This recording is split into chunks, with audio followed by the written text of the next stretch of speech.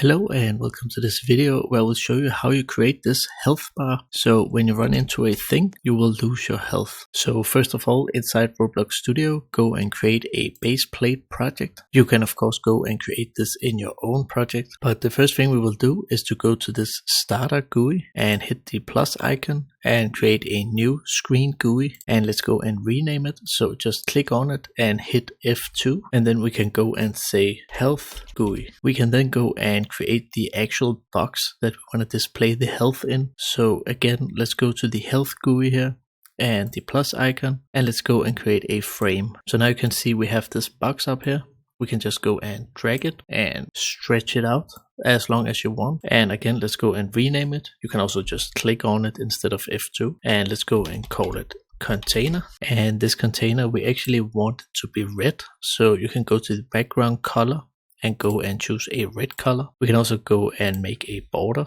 So let's just go and say 10 pixels and let's make it white. So this will act as the red. When you go down in health, you can see the red. So you could also call it a background, but I just call it container. So inside the container, we want to go and add a new frame. And this one we want to call health display, because this is what actually is going to show the green color of how much health that you have. So we do want to go and create a green background on this. Just go and choose every green color that you like and just make sure that you don't have a border on this one. We will also go and stretch it out. So you can just go and stretch it to the end here. And then again, inside the container, we also want a text label. We can just go and call this title, and we can go and make it a bigger font. But what you can do is actually to scroll a bit down, and then we have this text scaled.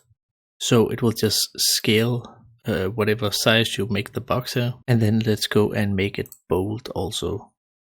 And the text inside, we could just go and say health. Then we know what it is. And you can go and align it here. And you can also go and make it transparent. So the background color here, you have to set this background transparency to 1. And then we get rid of the background color. So now that we have the look, we need to add some functionality. So inside our health display here, we can go and add a new local script. And just so you don't have to sit and watch me write everything, I'll just copy and paste all the code here. And I will actually just go and explain it. So we make a variable first where we go and catch the player that we are. And when you have a player, the player have a character, but to get the character, we need to take the player and say .character, or we can also do it in another way here and wait till the character is actually added. Then we will go and save the character in here. So you have to see it as a hierarchy where you have the player, and inside the player object, we do have a object that called character. And you'll just go and save it in here. And then again, inside the character, we do also have a child called humanoid. And that's actually what we want to go and target. So again, we just wait for the child called humanoid. And then we will save it inside our variable. So now when we have this humanoid, we can go and use it. And there is a listener inside Roblox Studio here we can use called health changed. So what we say is that every time the health is changed in our own humanoid inside our player, we will go and execute this function. So connect is actually just saying that we execute this function. We go and define that we just make an anonymous function here. It don't have any name. It is just this function we want to execute when the health is changed. And then we do take some damage, which we're going to take as a parameter here. So what we want to do is to take our script, which is this script.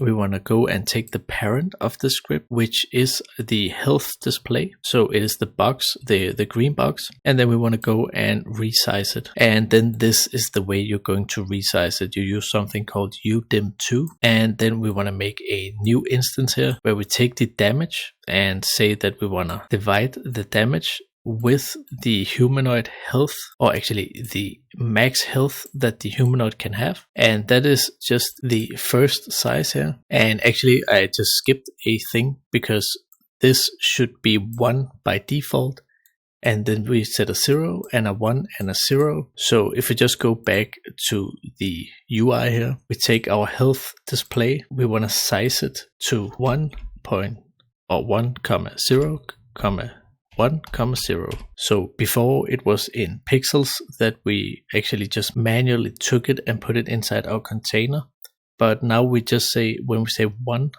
it means that we take the whole width of the container here. So by actually saying, let's try to display it here, if we say 0.1, then you can see it will actually only have 10% of the health left, and that's why we're going to divide it inside our script. But by default we set it to 1, and then inside our script we're going to take exactly this 1 here and change it to whatever the health is. But to actually go and test this, I just want to go to our UI again here and take a part. So this part is going to be our block where we can take some damage. So I'll just move it out, just say anger, and we could go and make it a color like red to make it a little bit more danger. And then we need to find it over here and say that we want to add a new script to it. And again, I'll just go and copy and paste it. But basically what it does is that if we take the first line here, we first target the script, which is just our script, and then we go and target the parent. So we say the part that we just created, and then we say when it's touched, we want to go and execute this function. So whatever is going to touch the part will trigger this. Then inside the function here, we need to say what hit the box in this case, or our part. And the first thing we will do is to test if it actually was anything. So if hit, it just means if it contains anything, and we will also go and test if the hit's parent have a humanoid, because then it should be a player that actually hit the box. So if it was a player that hit the box, if it was an object that had the humanoid inside, which will be a player, then we will go and execute this line. And we just say hit again, because now we actually know that this hit is actually our character. So we're going to take the parent of the character or the player, and we're going to target the humanoid inside, and just go and inside the humanoid we have our health. And then basically what we do is that we say we just want to have the value of whatever the health is now, and then we're going to subtract 10 to that health. So let's go and play the game and see if it works. So we have our character here, and if you run in, you can see here he actually died because he touched the part many times. But if you could just go and, if you just go and hit it once, you would see that it will only take like 10 damage. So you can see I hit it a couple of times. And actually in Roblox by default, you can see we actually get some health when every second. So it is a feature you can go and actually just cancel, but it also need to be done by some coding. But that was actually it for this tutorial. So go and have a nice day. Bye.